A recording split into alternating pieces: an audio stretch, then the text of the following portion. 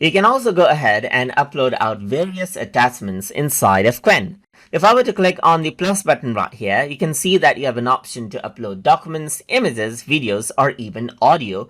And then you can tell Qwen to actually go ahead and then extract information out of that. Let's say, for example, I'm going to upload a document right here. Then it opens up the Explorer window right here. So I can simply go ahead and choose a document that I like.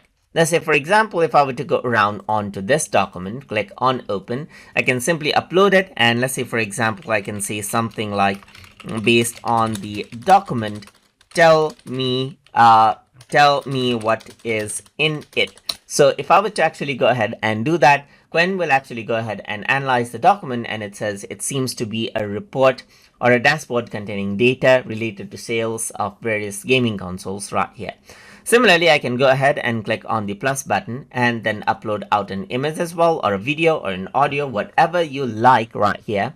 And then simply go ahead and, let's say, for example, upload this and ask, explain what is in this image. Let's say, for example, right here. So once you go ahead and do that, it says the image is a striking black and white photograph that captures an urban cityscape with tall skyscrapers and a commercial airplane flying overhead. There's a detailed explanation of the elements in the image. Perception and composition. The photo is taken from a low angle perspective, and there's the skyscrapers as you can see, and there's the airplane right here, and gives you the detailed description of the image as you can see right here, just like this. And that is how you can simply go ahead and then simply upload out attachments and then